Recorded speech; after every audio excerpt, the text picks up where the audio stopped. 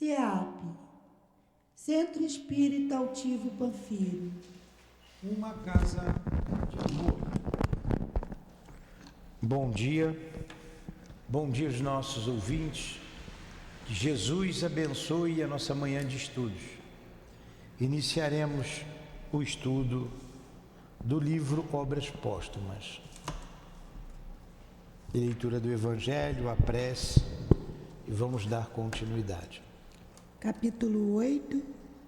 Bem-aventurados que têm o coração puro. O item 19.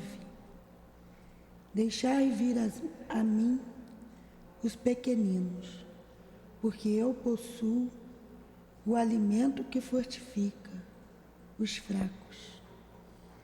Deixai vir a mim aqueles que, temerosos e frágeis, têm necessidade de apoio e de consolação. Deixai vir a mim os ignorantes, porque eu os esclarecerei.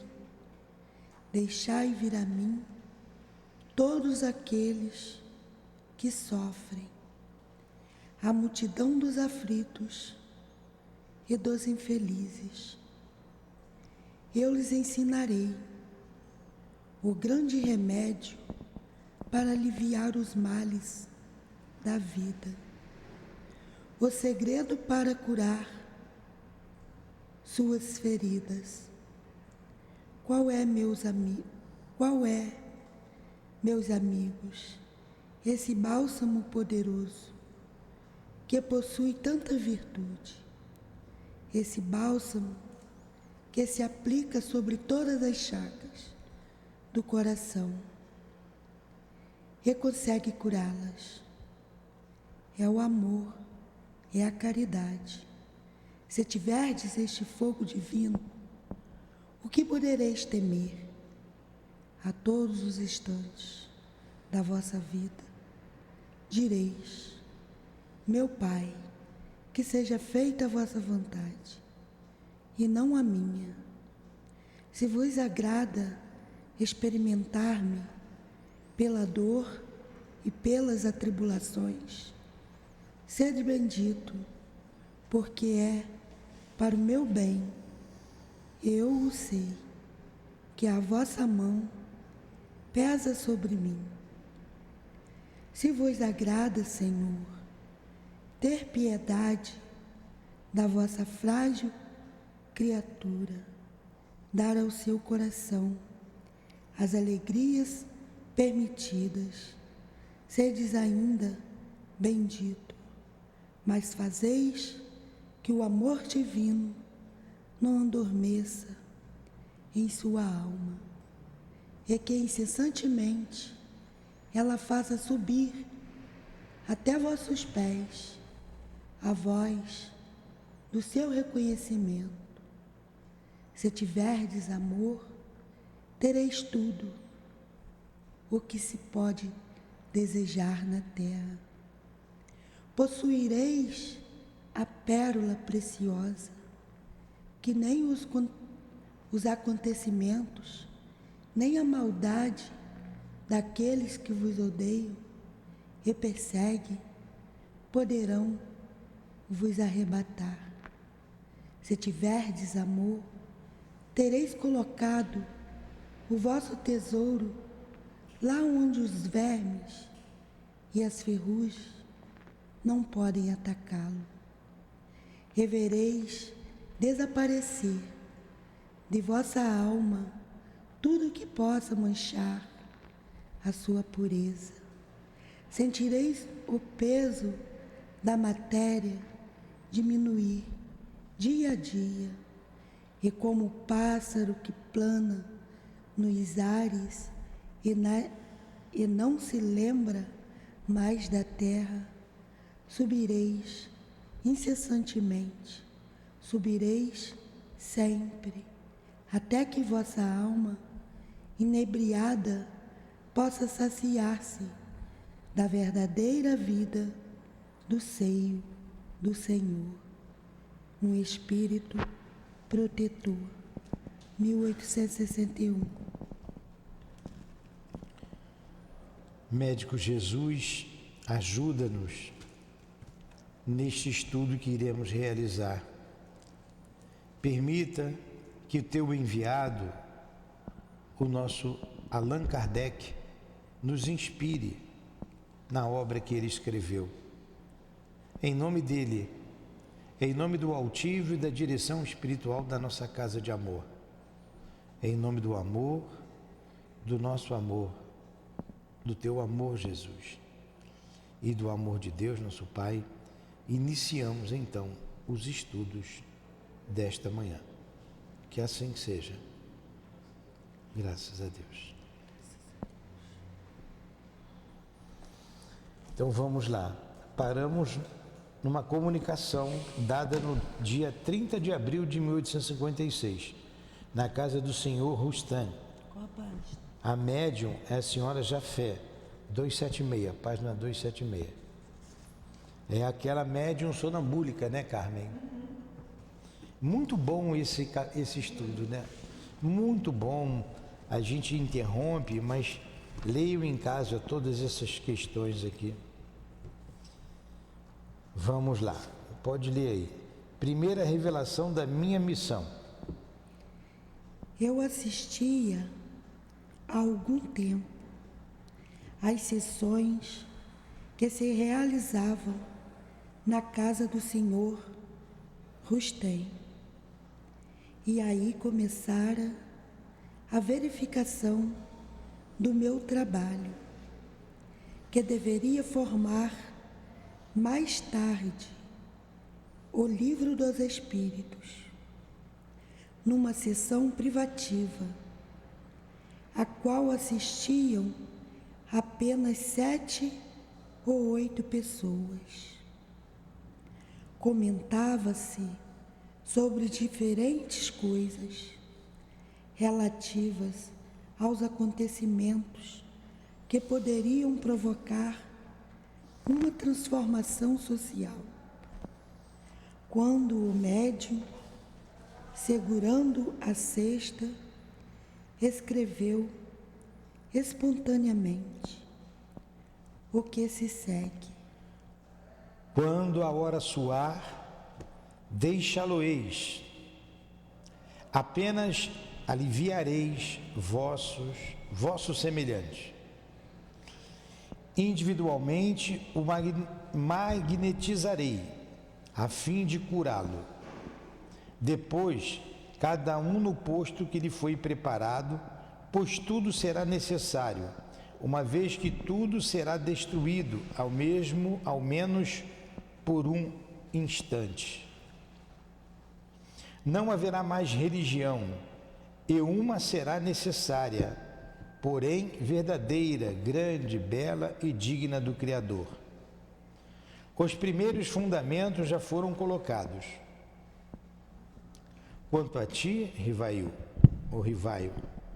aí está a tua missão. Livre, a cesta voltou-se rapidamente para o meu lado, como teria feito uma pessoa que me apontasse com o dedo. A ti, M, a espada que não fere, mas que mata. Contra tudo o que existe, serás o primeiro a vir. Ele, Rivail, verá em segundo lugar. É o operário que constrói o que foi demolido. É estranha essa mensagem, né? Tem que entender, né? Entendeu a mensagem? Eu entendi mais ou menos. Ele botou assim: a ti, médium, a espada que não fere, mas é que mata. Contra tudo o que existe, serás o primeiro a vir. Ele, Rivail, que é o Kardec.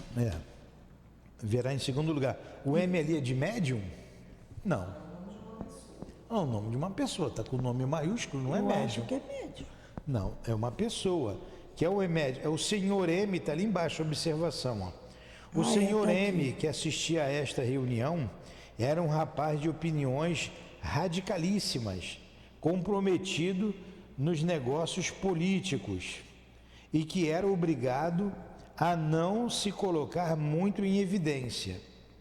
Acreditando numa próxima subversão, apressava-se para tomar parte nela e combinava seus planos de reforma. Era, de resto, um homem brando e inofensivo. Era o Sr. M. Em cima ele colocou uma nota. Essa foi a primeira revelação positiva sobre a minha missão. E confesso que quando vi a cesta dirigir-se bruscamente na minha direção e designar-me nominalmente, não pude me furtar de uma certa emoção. Então vamos lá. O senhor M, então, era um camarada, um político, né? Influente lá na França. E já tinha passado ali a Revolução Francesa, 1856, pô. Revolução Francesa foi 1789 a 1799. 1856, não sei quem era. Napoleão já tinha desencarnado. Quem era o imperador da França? Imperador, né? Da França. Quem era o imperador da França em 1856? Napoleão III. Olha aí, tá vendo? Terceiro filho de Luís Bonaparte.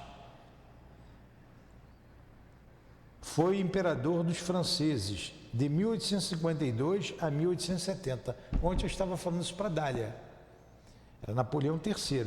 Nasceu em Paris em 1808 e morreu em Chirrut em 1873. Ele governou até 1870.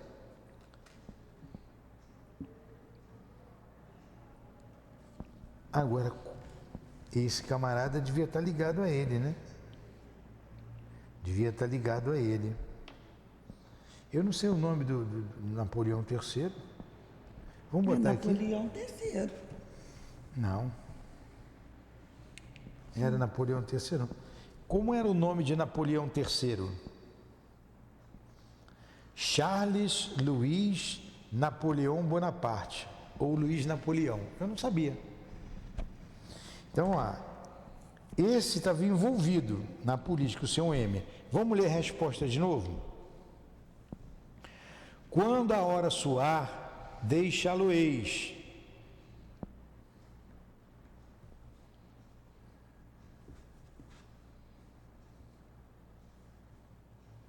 Apenas aliviareis vosso semelhante. Individualmente o magnetizareis, a fim de curá-lo. Então ele estava dando um recado pessoal para alguém aqui, né? Porque parece fora de lógica com a mensagem para Napoleão. Vamos ler aqui desde o início de novo para a gente entender, Carmen. Primeira revelação da minha missão. Eu assistia há algum tempo às sessões que realizavam na casa do senhor Rustem. E aí começara a verificação do meu trabalho, que deveria formar mais tarde o Livro dos Espíritos.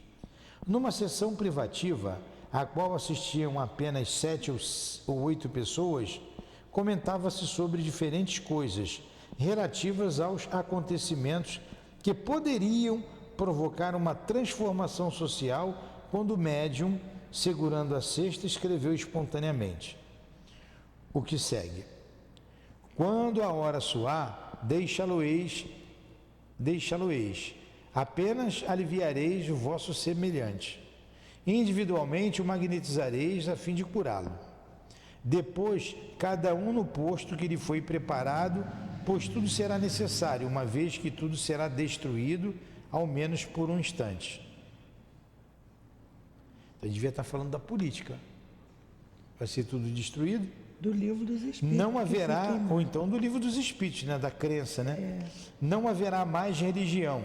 E uma será necessária, porém, verdadeira, grande, bela e digna do Criador. Os primeiros fundamentos já foram colocados. Então ele está falando do Livro dos Espíritos, que ia abalar as religiões, como aconteceu. Mas a gente não tem uma só religião. Até hoje a coisa continua confusa. Essa confusão continua. Você vê que tudo é um processo. Mas continua por conta das pessoas que não querem explicação. É um processo.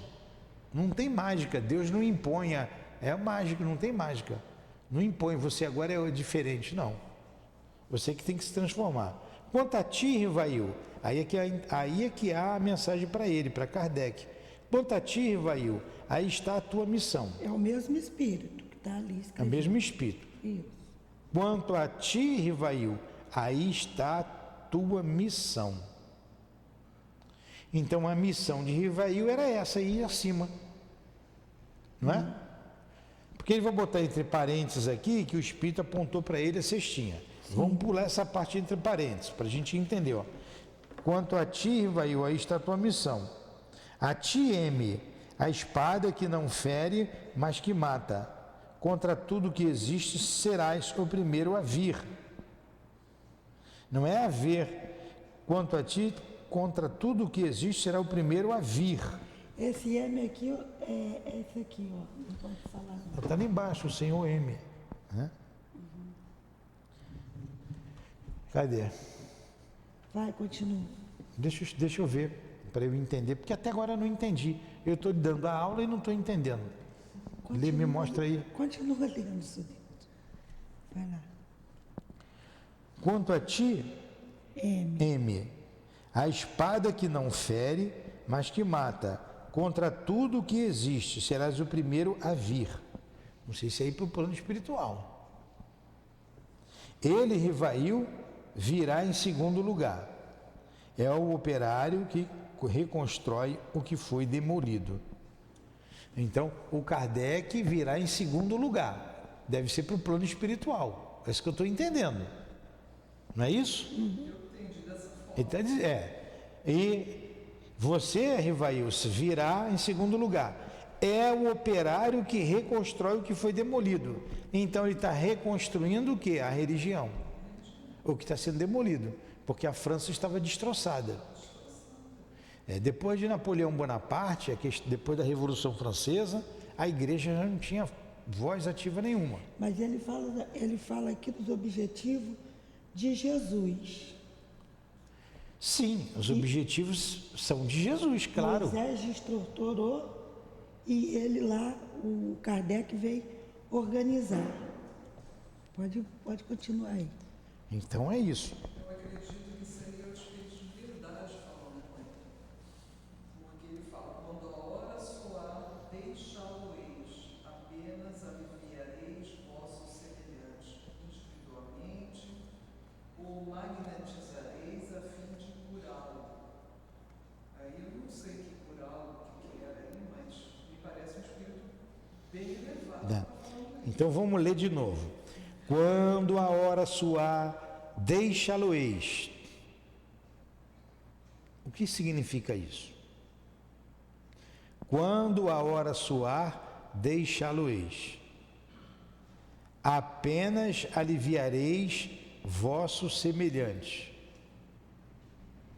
Individualmente o magnetizareis, a fim de curá-lo. Essa parte fica indecifrável para a gente. Se tivesse um espírito aqui me ensinando, tudo bem.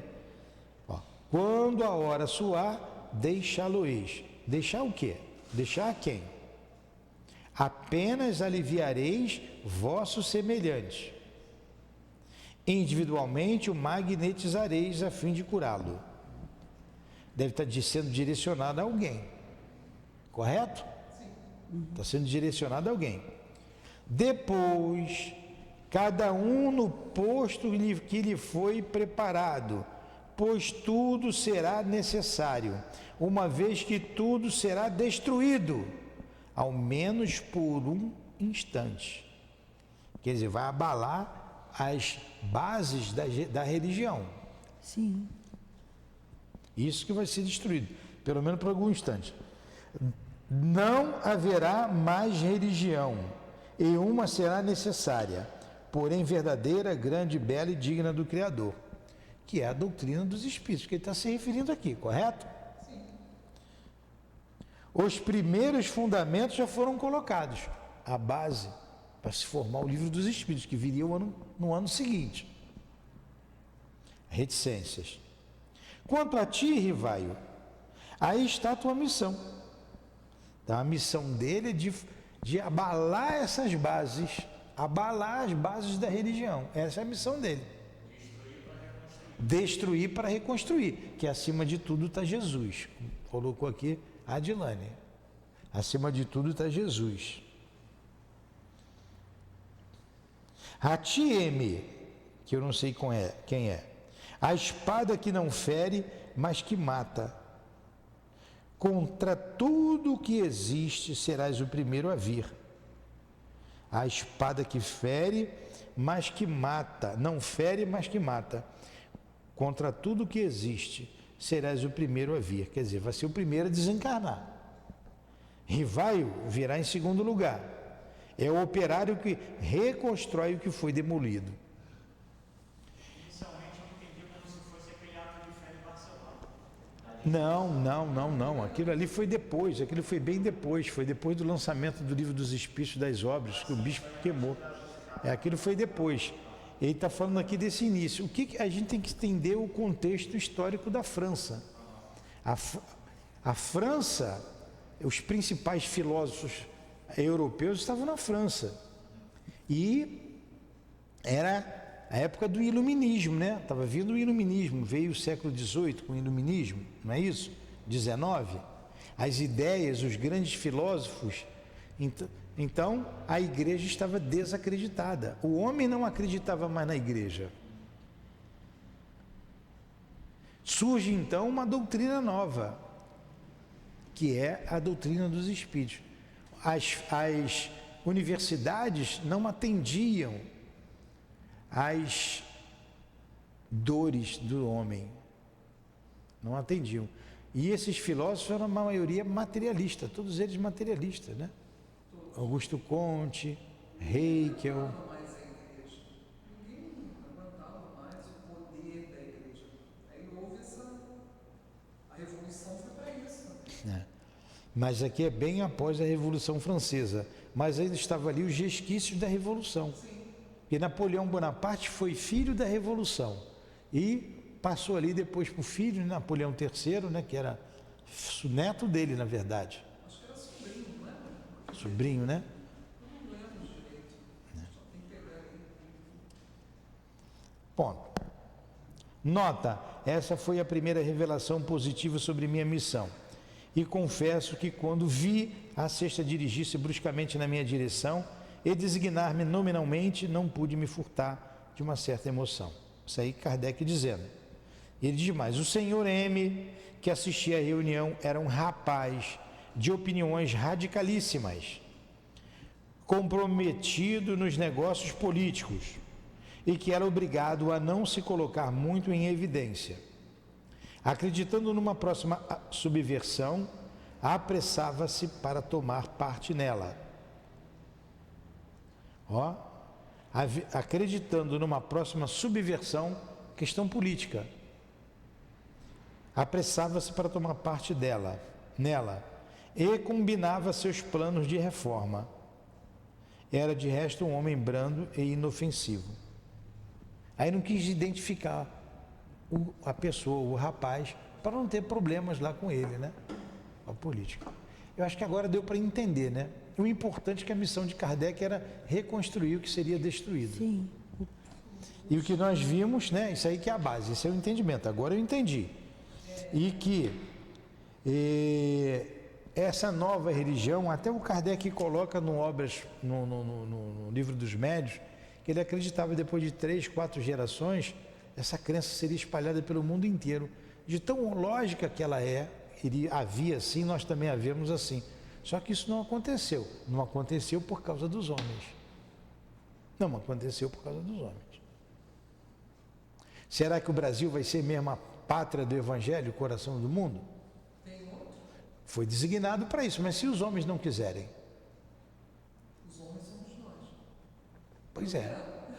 Você quer, eu quero. Mas como é que está o país? Né? E se os homens não deixarem? A não ser que seja uma coisa imposta, né?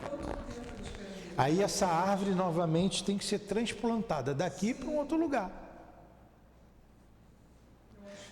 Vamos pensar, nós estamos aqui elucubrando, né, doutrinariamente. O Cristo não veio, não trouxe as verdades do mundo espiritual, não trouxe tudo, ele veio. Primeiro, não veio Moisés. O que fizeram os sacerdotes? Deturparam. Fizeram leis humanas, esqueceram os 10 mandamentos.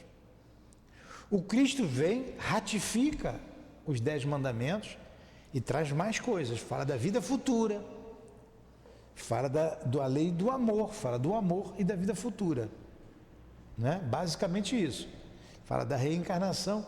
O homem não deturpou tudo que o Cristo disse? Deturpou. Vem a doutrina espírita, você já vê gente pensando diferente, falando bobagem, pensando diferente. Aí você pega Leon Denis e diz: o futuro do espiritismo será aquilo que os homens fizerem dele.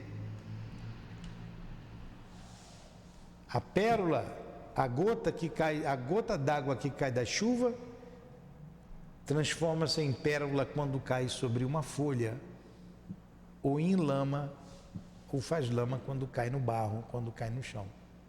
Aí que ele emenda: o futuro do espiritismo será aquilo que os homens fizerem dele. A pérola está aqui, a gota está pura. Qual o vaso aqui do meu coração? É lama ou é folha para amparar essa pérola? Por isso os guias estão lutando com isso, né? Sim. Kardec e Jesus. Jesus e Kardec. Não é mesmo? Eu estou fora de lógica aqui com esse pensamento? Aí eu pergunto, né? Se, né, tem a vontade de Jesus, a vontade de Deus, se os homens não quiserem aqui no Brasil, se isso tudo mudar mesmo e tiver aqui um problema sério, vai ter que se levar para outro lugar. Aí já vamos nós nascer em outro lugar. Falar de doutrina espírita. Espero que mais unidos, né? Com mais amor, com menos desamor. A gente vê tanto desamor. Uma nova reunião no dia 7 de maio, aquela foi em abril, 30 de abril, 7 de maio, uma semana depois, na casa do senhor Rustem de novo, com a senhorita Jafé, é aquela médium sonâmbula. Vai lá, Raquel. Pergunta, lê a pergunta que eu leio a resposta. Pergunta Hahnemann. Hahnemann é o pai da homeopatia. Outro dia, os espíritos me disseram que eu tinha uma missão importante a desempenhar e indicaram-me o objeto. Desejaria saber se confirmarias isso. Então vamos lá, a pergunta é uma foi afirmação. feita a Hahnemann, o espírito de Hahnemann, certo? Sim. Já estava desencarnado ali, o pai da homeopatia. E Kardec está perguntando aquilo da reunião passada. Não é isso? Ele está fazendo de novo a mesma pergunta. Ele quer confirmar. Está perguntando a um outro espírito, através da mesma médium. Resposta: sim. E se interrogares tuas aspirações, tuas tendências e o objeto quase constante de tuas meditações, isto não deverá surpreender-te. Deves cumprir aquilo com que sonhas há muito tempo. É preciso que nisso trabalhes ativamente, para estares pronto, pois o dia está mais próximo do que pensas. Olha, Kardec ainda não sabia da sua missão. Não tinha ideia. Agora, ele já aspirava, ele já trabalhava para aquilo, o dia inteiro ele pesquisando aquilo e pensando naquilo. Está igual como eu estou aqui com essa obra em fazer, em acabar, em colocar. Então ele colocou ali, é aquilo mesmo. Pergunta de novo. Para cumprir esta missão, tal como a concebo, não necessários meios, execução, que ainda estão fora do meu alcance. Deixa a providência fazer a sua obra e estarás satisfeito. Deixa a providência de Deus. Bora, pergunta. Acontecimentos. A comunicação dada outro dia parece fazer presumir acontecimentos muito graves. Podereis nos dar algumas explicações sobre este assunto? Está começando a decifrar aquilo lá que a gente também não entendeu, né? Dos acontecimentos que podiam acontecer na política. Não é isso? Na semana anterior. Podia me dizer sobre esse assunto? Resposta: não podemos precisar os fatos. O que podemos dizer é que haverá muitas ruínas e desolações, pois os tempos preditos para a renovação da humanidade chegaram. Agora, olha o que ele responde aqui. Vamos bem devagarinho para a gente entender. Não podemos precisar os fatos, quer dizer com precisão o que vai acontecer.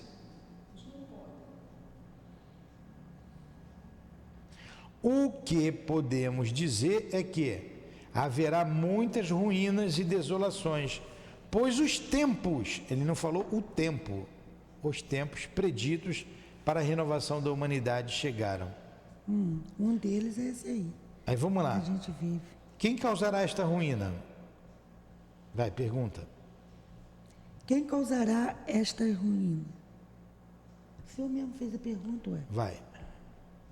Será um cataclismo. Será um cataclismo? Quer dizer, uma coisa natural, um vendaval, uma onda que vai cobrir a França, um tsunami, um vulcão. Será isso? Resposta: não haverá cataclismo material como entendeis, porém flagelos de toda espécie desolarão as nações, a guerra dizimará os povos, as instituições vetustas. O que é uma instituição vetusta? Antiga. Serão tragadas em ondas de sangue. É preciso que o velho mundo se desmorone para que uma nova era se abra ao progresso. Veio de fato a Primeira Guerra Mundial, veio a Segunda Guerra Mundial. Então, quando ele falou os tempos, são esses tempos. A gente viu o Haroldo Dutra Dias falando que esse período ia com o lançamento do Livro dos Espíritos, em 1857, até 200 anos depois, em 2037, né? 2057, né? Em 2057. É a transição planetária. É a transição. É isso que ele está dizendo. Creio que somente através dessa transição essas ideias vão prevalecer na Terra. Ele falou, o velho mundo se desmorone para que uma nova era se abra. Se abra. Tem que fazer uma... Então ele falou de guerras.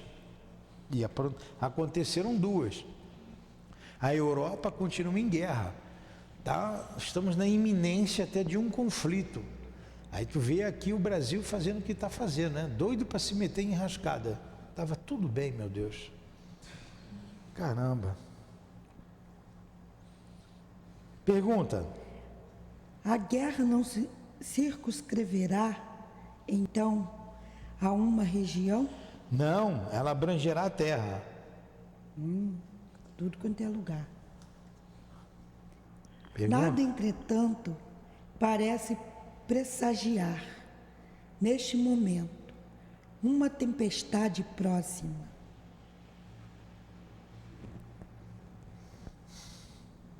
Resposta: as coisas estão por um fio de teia de aranha, meio rompido. Mas olha o que Kardec falou, não aparentava a guerra, não é? Não aparentava. Nada, entretanto, parece pressagiar nesse momento a tempestade próxima. Nada está indicando isso. Quando é que foi a Primeira Guerra? 14, né? 1914. Foi a Primeira Guerra Mundial, ó. Em 1914. Deixa eu botar aqui. Foi de 14 a 18. Tá aqui, ó. Primeira Guerra Mundial. Novembro, 11 de novembro, ó, essa data é uma data... A Primeira Guerra Mundial foi um conflito que ocorreu entre 1914 e 18 e ficou muito conhecida em razão dos combates que aconteceram nas trincheiras. A Primeira Guerra Mundial foi um marco na história da humanidade. Olha só. Foi a primeira guerra do século XX e o primeiro conflito em estado de guerra total. Aquele em que a nação mobiliza todos os seus recursos para viabilizar o combate. Estendeu-se de 1914 a 1918 e foi o resultado das transformações que aconteciam na Europa, as quais fizeram diferentes nações entrar em choque. Aí você vê, foram 10 milhões de mortos, gente pra chuchu, hein? Então, essa foi a primeira grande guerra. Depois você teve outros fatores econômicos que mexeu com o mundo inteiro. Não satisfeito com a primeira guerra, o homem não aprendeu, faz a segunda guerra, né, em 45, de 40 a 45, e parece que não aprendeu ainda, está querendo uma terceira guerra. Meu Deus, o que o homem quer? Então, é esses tempos que ele está falando ali. Né? São esses os tempos. Pergunta. Pode-se-á, sem indiscrição, perguntar de onde partirá a primeira centelha? Da Itália. Mussolini, né? A Itália de Mussolini. Hã? Mussolini é da segunda. Não, desculpa. Mussolini foi na segunda. A primeira começou ali na Itália. Com quem? Não lembro. Tem que pegar aí. Eu vou botar aqui no São Google. É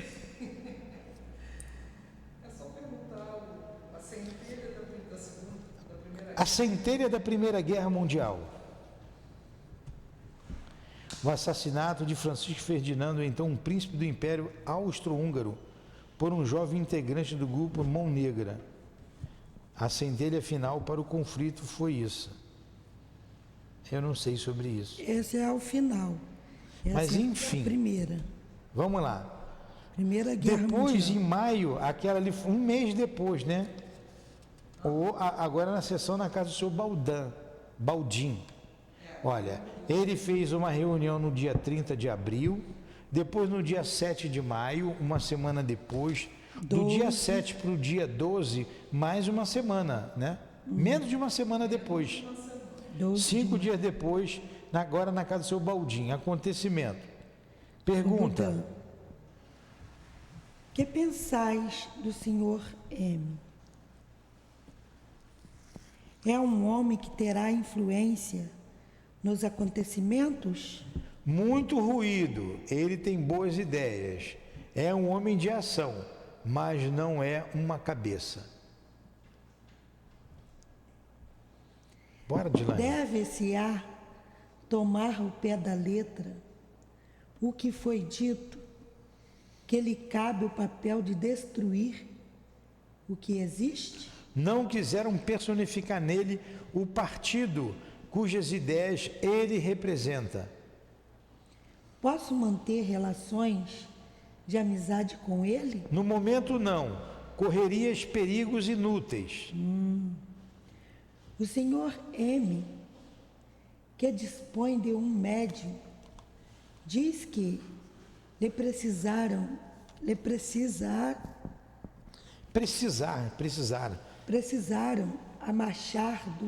A marcha dos acontecimentos. Precisar manter uma data certa.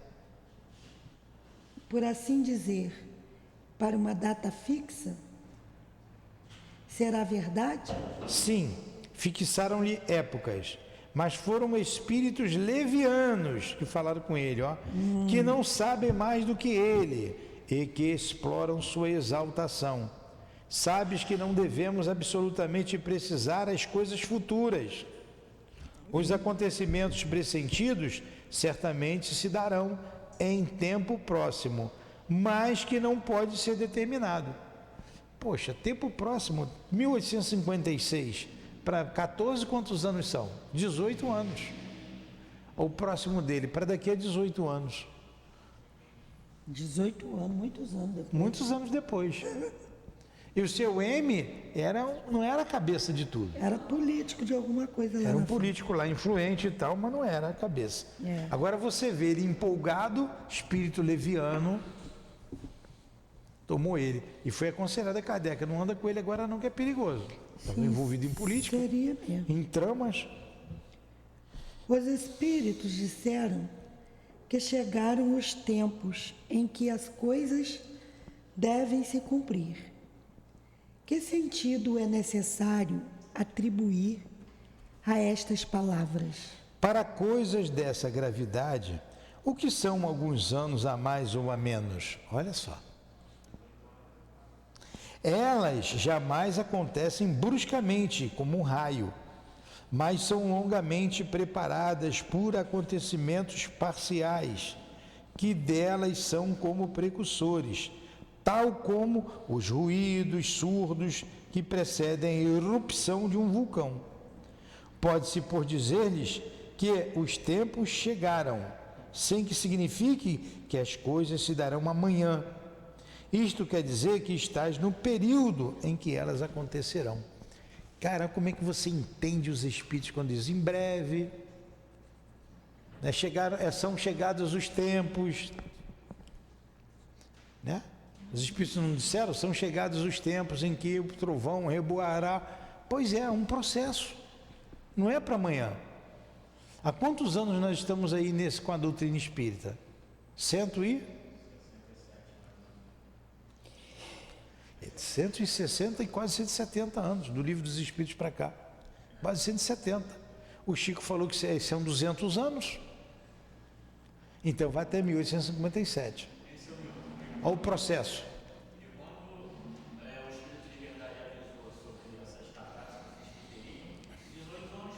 É, 18 anos é amanhã.